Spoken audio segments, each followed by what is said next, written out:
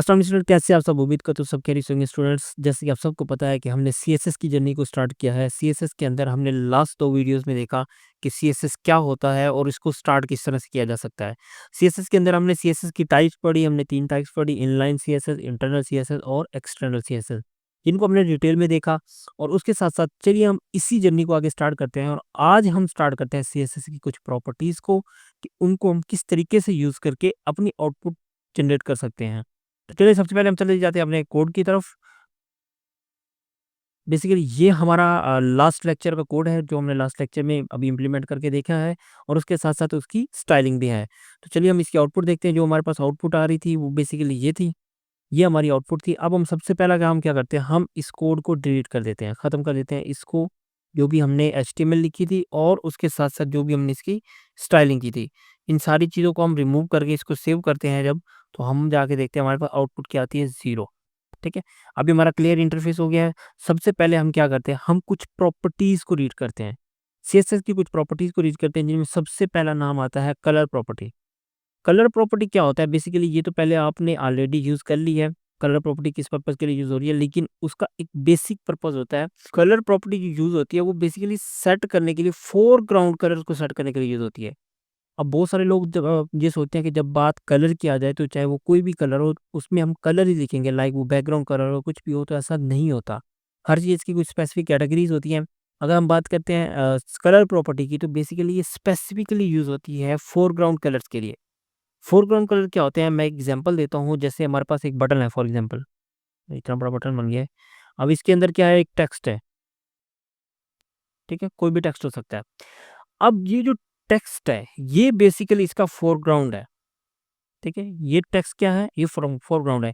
अब for example मैंने ये कलर रेड दिया है, तो ये कलर रेड जो है ये इम्प्लीमेंट होगा इस टेक्स्ट पे जाके। ठीक है, अब ये जो बाकी का एरिया है, ये सारा का सारा एरिया क्या कहलाता है, ये हमारा बैकग्राउंड कहलाता है। ठीक है, ये हमारा क्या होता है, बैकग्राउंड। हमारे पास दो तरह के कलर्स होते हैं, दो तरह की कलर प्रॉपर्टी हम पढ़ रहे होंगे। एक है हमारी फोरग्राउंड और एक होती है हमारी बैकग्राउंड। ठीक है, जो हमारा एलिमेंट के अंदर का सिस्टम जो होता है, अंदर की जो चीजें होती हैं वो सारी की सारी हमारी कहलाती है फोरग्राउंड।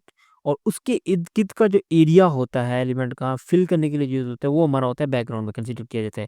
बैकग्राउंड के अंदर हमारे कलर भी आ सकते हैं, इमेजेस भी आ सकती है, वो सारी चीजें हम इंशाल्लाह लगा के देखेंगे। अभी हम बात करें कलर प्रॉपर्टी की, तो कलर प्रॉपर्टी को लिखने का बेसिकली तरीका ये होता है। सबसे पहले हम प्रॉपर्टी लिखते हैं, जैसे हमने सीएसएस का टैग लगाते टाइम सीखा था। सबसे पहली चीज़ होती है हमारी प्रॉपर्टी और उसके अंदर उसकी वैल्यू होती है। तो डिफरेंट तरह की कलर्स हम लिख सकते हैं, लाइक पिंक है, ब्लू है, ग्रीन है। चलिए इसको प्रैक्टिकली हम करके देखते हैं। तो हमारा ये कोड है जैसे कि आप सबको पहले मैंने दिखाया। हम यहाँ पे एक हेडिंग ऐड कर लेते हैं, H1 ऐड कर लेते हैं फॉर एग्जांपल। और हम लिखते हैं माई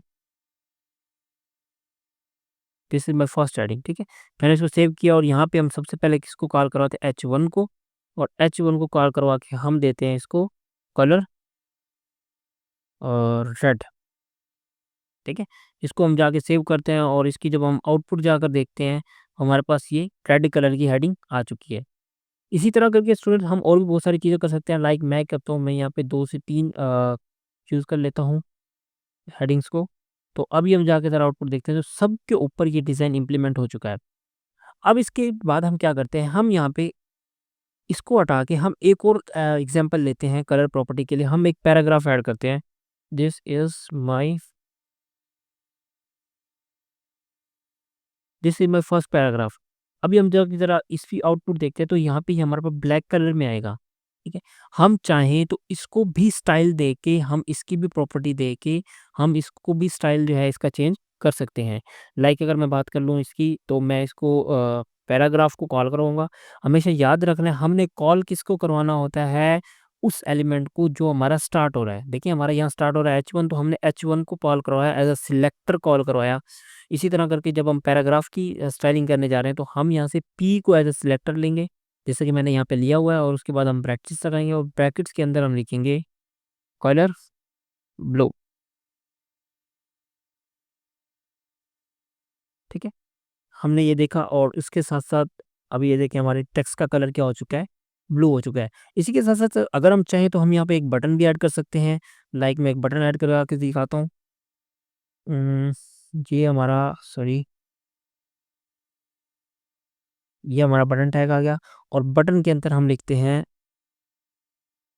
सबमिट। सबमिट नाम का मैंने एक बटन लगाया और इसको ज़रा हम रिफ्रेश करके देखते हैं कि हमारा बटन आ चुका है। अगर आप ज़रा गौर से देखें तो बिल्कुल ब्लैक सा कलर टेक्स्ट का है और ग्रेइश टाइप कुछ इसका बैकग्राउंड है। तो चलिए हम सबसे पहले इसका कलर चेंज करते हैं। इसके इसको कॉल करवाने के लिए हमारे पास सिलेक्टर क्या होगा, हमारे पास यहाँ पे बटन सिलेक्टर होगा। तो हम बटन को कॉल करवाते हैं।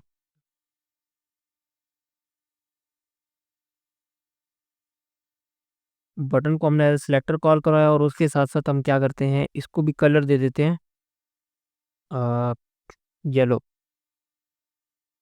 ठीक है।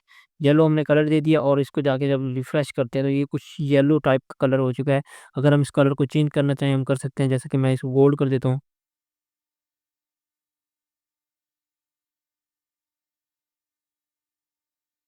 इसको हमने गोल्ड कर दिया और इसके अब जाके हम आउटपुट देखते हैं तो ये कुछ गोल्डिश टाइप कलर हो चुका है। हम मीन कोई भी कलर दे सकते हैं, ऐसे हज़ारों क्या लाखों नाम ऐसे हैं जिनको सीएसएस रिकॉग्नाइज़ कर लेता है, तो हम इसको देख सकते हैं।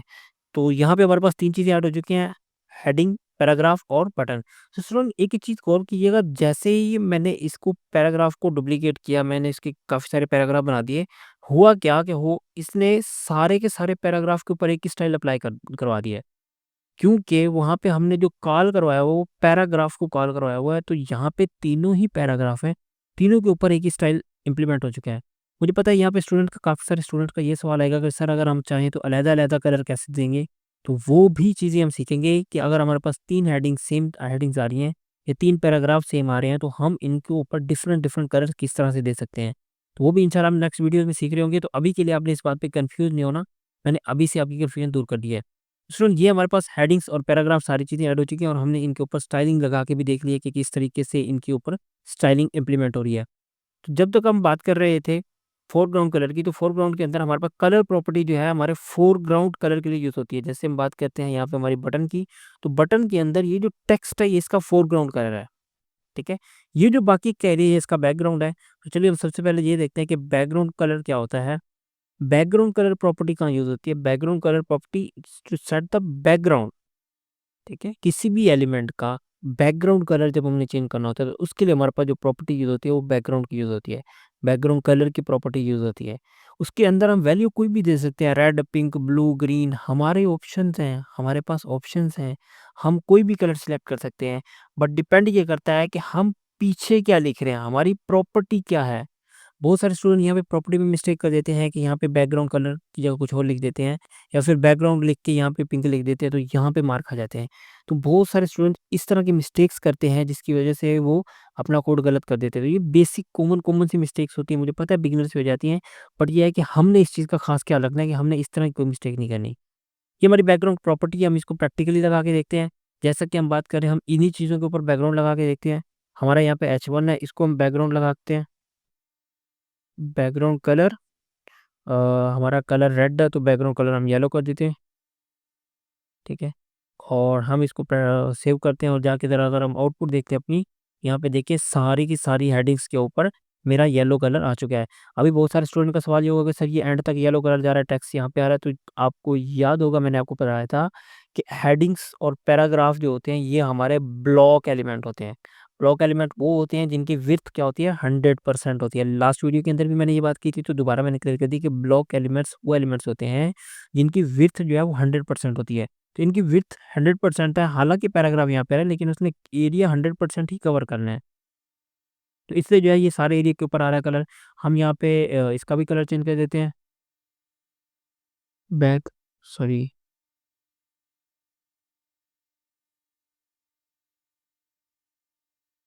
हाँ, ये देखा ना मिस्टेक्स जो होती है ना ये यहाँ पे सेमीकोलन मिसिंग था। बैकग्राउंड कलर हम यहाँ पे लिख देते हैं एक्वा, ठीक है? तो यहाँ पे बहुत सारे स्टूडेंट मिस्टेक कर जाते हैं, जैसे मेरी अभी ये सेमीकोलन की मिस्टेक थी तो मेरा अगला कोड जो है वो काम नहीं कर रहा था। तो ये स्टूडेंट इस चीज़ का ख़ास ख्याल रखा करें। ये चीज़ें छोटी-छोटी सी होती हैं लेकिन मसले बहुत बड़े-बड़े कर जाती हैं, ठीक है? जैसे कि ये देखिए यहाँ पे आ चुका है। तो यहाँ पे हमारा इसका भी कलर चेंज हो चुका है। अब हम बटन का कलर चेंज करते हैं, बटन का कलर हम ब्लैक कर देते हैं। तो यहाँ पे हम चलते हैं बटन में, बटन के अंदर हम बैकग्राउंड कलर चेंज कर देते हैं। तो हमारे पास ये सारी चीज़ें इम्प्लीमेंट हो चुकी हैं। अगर हम इसको थोड़ा ज़ूम आउट करते हैं तो यहाँ पे देखिए हमारी कलर प्रॉपर्टी भी यूज़ हो रही है, बैकग्राउंड कलर भी यूज़ हो रहा है। कलर प्रॉपर्टी और बैकग्राउंड दोनों चीज़ें हर जगह पे यूज़ हो रही हैं।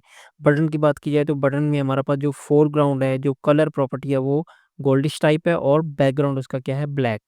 तो ये चीज़ें जो होती है छोटी-छोटी सी हमें कन्फ्यूज़ भी करती हैं। लाइक जैसे अभी मेरा यहाँ पे सेमीकोलन मिस हो गया था तो उसकी वज़ह से मेरा नीचे वाला कोड रन नहीं कर रहा था properly. Let me show you. जैसे मैंने इसका सेमीकोलन हटाया तो यहाँ पे देखिएगा ये मेरी ये वाली जो बैकग्राउंड है इसका कलर चेंज है, कलर का बाकी जगह पे बैकग्राउंड कलर जो है ना ये चेंज है। आप ज़रा गौर से देखें यहाँ पे बैकग्राउंड का कलर क्या है ब्लूइश टाइप है, लेकिन यहाँ व्हाइट है। क्यों? क्योंकि ये चीज़ काम नहीं कर रही है। अभी हम देखते हैं पैराग्राफ के ऊपर क्या हमारा स्टाइल काम कर रहा है। तो लेट्स सी, ये देखें पैराग्राफ की भी स्टाइलिंग खत्म हो गई सिर्फ इस एक सेमीकोलन की वजह से। इसको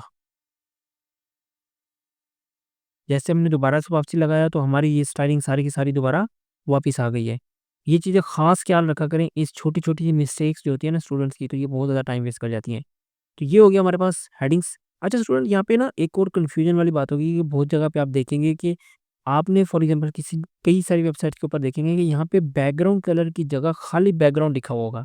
फॉर एग्ज़ाम्पल बटन की बात करते हैं तो बटन के अंदर मैंने लिखा बैकग्राउंड, यहाँ पे हमारी आउटपुट चेंज नहीं हुई। तो यहाँ पे अगर हम फॉर एग्ज़ाम्पल बैकग्राउंड कलर लिखते हैं या फिर बैकग्राउंड लिखते हैं, दोनों में से कुछ भी लिखते हैं तो यहाँ पे हमारी दोनों चीज़ें एप्लीशिएबल हैं और दोनों चीज़ें लगाई जा सकती हैं। लेकिन हम बैकग्राउंड इसलिए नहीं लगाते, उसका रीज़न ये होता है कि बैकग्राउंड को डिफरेंट पर्पज़ के लिए यूज़ किया जा सकता है। लाइक बैकग्राउंड को हम इमेज लगाने के लिए भी यूज़ कर सकते हैं, किसी और पर्पज़ के लिए भी यूज़ कर सकते हैं। लेकिन जो बैकग्राउंड कलर होता है ना, वो स्पेसिफिकली डिफाइन करता है कि भाई मैंने बैकग्राउंड के अंदर कलर ऐड करना है। इसलिए हम लोग जहाँ पे भी काम करेंगे थोड़ा प्रोफेशनलिज़्म में काम करेंगे, हम जहाँ पे बैकग्राउंड कलर लगाना होगा तो वहाँ हम बैकग्राउंड कलर ही लिखेंगे, खाली बैकग्राउंड नहीं लिखेंगे। तो ये आपने ख़ास ख्याल रखना है। तो बहुत सारे स्टूडेंट इस तरह का कोड देख के कन्फ्यूज़ हो जाते हैं, इसलिए मैंने समझा दिया कि बैकग्राउंड एक्सिस्ट करता है, बट बैकग्राउंड कलर यूज़ करना एक अच्छी प्रैक्टिस है, एक अच्छे डेवलपर की निशानी है। ख़ास तौर पे जब आप टेक्स्ट ऐड कर रहे हैं, ठीक है? ये हमारे पास सारी चीज़ें हो चुकी हैं। तो अभी इसमें कोई भी आप कन्फ्यूज़न हो तो आप पूछ सकते हैं। चलिए हम एक छोटा-सा प्रैक्टिस क्वेश्चन सॉल्व करते हैं, ताकि हमारी हर चीज़ के साथ प्रैक्टिस भी चलती रहे। तो हमारे पास स्टूडेंट्स एक सवाल है, प्रैक्टिस क्वेश्चन है छोटा-सा। Write CSS for these elements according to the given style guideline, ठीक है? सबसे पहले हमारे पास एक H2 है और उसके बाद एक पैराग्राफ है और नीचे एक बटन है।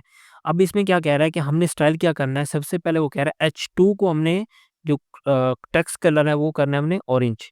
तो चलिए हम लोग इसको प्रैक्टिकली बनाते हैं। मैं ये सारे कोड को फिलहाल के लिए डिलीट कर देता हूँ और इसकी स्टाइलिंग को भी सारे को डिलीट कर देता हूँ फिलहाल के लिए। और सबसे पहले हम बात करते हैं हमारे पास H2 की। तो सॉरी, ये हमारे पास आ गया H2। और H2 में क्या लिखा हुआ था हमारे पास? Hi there.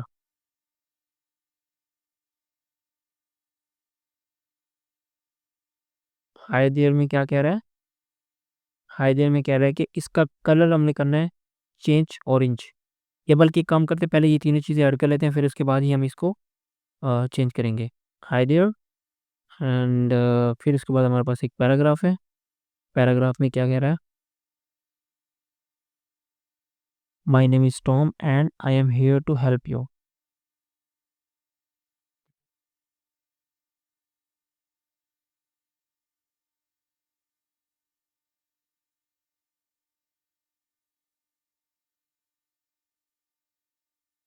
चलिए इसको हम सेव करके देखते हैं हमारी आउटपुट क्या आ रही है। तो हमारी आउटपुट बेसिकली आ रही है, hi there my name is Tom and I am here to help you. उसके साथ-साथ हमारे पास नेक्स्ट चीज़ क्या है? नेक्स्ट चीज़ में हमारे पास एक बटन है नीड हेल्प का। तो हम एक बटन ऐड कर लेते हैं इसके बाद।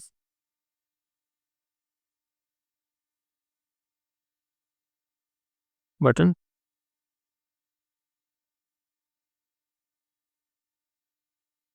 नीड हेल्प का हमारे पास एक बटन है और यहाँ पे हमारे पास ये सारी चीज़ें ऐड हो चुकी हैं और इसको ज़रा जाके हम इसकी आउटपुट देखते हैं।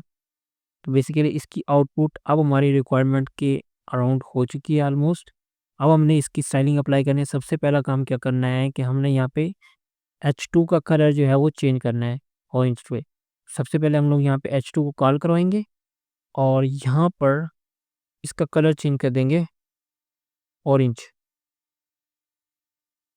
ठीक है, ऑरेंज हमने कलर कर दिया। और इसके बाद हम जाकर आउटपुट देखते हैं तो हमारी H2 का जो कलर है वो ऑरेंज हो चुका है। नेक्स्ट रिक्वायरमेंट क्या है, बटन को हमने क्या करना है, ब्लू बैकग्राउंड और टेक्स्ट का कलर क्या देना है, हमने वाइट देना है। तो चलिए हम जो है बटन को कॉल करवाते हैं। लेकिन एक चीज़ का आपने खास ख्याल रखना होता है, हमने इस तरतीब को याद रखना होता है। सबसे पहले चीज़ हमारे पास हेडिंग है, तो उसके बाद हमारे पास पैराग्राफ है, तो सबसे पहले हम पैराग्राफ की स्टाइलिंग करेंगे। पैराग्राफ की स्टाइलिंग में क्या कह रहा है, black background with white text, ठीक है। हमने क्या करना है, हमने पैराग्राफ को कॉल करवाना है, ये हमारा पैराग्राफ का पी है। तो पी को हम एज अ सिलेक्टर कॉल करवाएंगे, पी। और यहाँ पे हम करवाएंगे, हमारे पास रिक्वायरमेंट क्या थी, कलर, जो बैकग्राउंड कलर है ब्लू बैकग्राउंड करना है हम, सॉरी ब्लैक बैकग्राउंड करना है हमने। और टेक्स्ट का कलर जो है वाइट करना है। तो सबसे पहले हम बैकग्राउंड कलर चेंज करते हैं ब्लैक, और टेक्स्ट का जो कलर है हमारे पास, कलर प्रॉपर्टी हम यूज़ करेंगे और वाइट। तो हमारी ये सेकंड रिक्वायरमेंट भी पूरी हो जाती है कि ब्लैक बैकग्राउंड के ऊपर वाइट टेक्स्ट होना चाहिए। अब थर्ड प्रॉपर्टी जो है, थर्ड रिक्वायरमेंट हमारे पास है बटन की। बटन का जो बैकग्राउंड कलर है वो कह रहा है ब्लू होना चाहिए, और टेक्स्ट का कलर क्या होना चाहिए, वाइट। हमारे पास बैकग्राउंड कलर ब्लू और टेक्स्ट का कलर वाइट होना चाहिए। हम यहाँ पे क्या करते हैं, बटन को कॉल करवाते हैं। बटन को कॉल करवा के हम क्या करते हैं, बैकग्राउंड कलर दे देते हैं ब्लू, और कलर कर देते हैं हम वाइट। तो हमारे पास रिक्वायरमेंट थी बैकग्राउंड ब्लू और कलर वाइट। तो चलिए इसको हम रिफ्रेश करते हैं, तो ये देखिए हमारी सारी की सारी रिक्वायरमेंट जो भी ज़रूरी थी वो सारी पूरी हो चुकी हैं। सबसे पहली चीज़ थी कि H2 का कलर ऑरेंज होना चाहिए, हमारे H2 का कलर ऑरेंज है। उसके बाद थी कि बटन का कलर, बैकग्राउंड कलर जो है ब्लू हो और टेक्स्ट का कलर वाइट हो। हमारी बैकग्राउंड का कलर ब्लू और टेक्स्ट का कलर वाइट है। उसके बाद हमारे पास एक और चीज़ है, पैराग्राफ में ब्लैक बैकग्राउंड के साथ वाइट टेक्स्ट हो। तो ब्लैक बैकग्राउंड के साथ वाइट टेक्स्ट का हमारा पैराग्राफ भी बन चुका है। तो स्टूडेंट्स ये थी आज की हमारी एक छोटी सी असाइनमेंट जो कि हमने CSS से बनाई है, प्रैक्टिकली करके भी देखा है। अब सबने भी लाजमी एक बार ट्राई करना है। एक बार आपने इसको ट्राई करना है, उसके बाद कुछ असाइनमेंट्स आपने खुद से बनानी है और उनको भी बार बार ट्राई करना है। स्टूडेंट्स मेक श्योर आप अच्छे से प्रैक्टिस करें, जब तक आप प्रैक्टिस नहीं करेंगे आपको चीज़ें समझ नहीं आएंगी। स्टूडेंट मिलते हैं इंशाल्लाह नेक्स्ट वीडियो में। Keep learning and keep exploring. अल्लाह हाफिज़।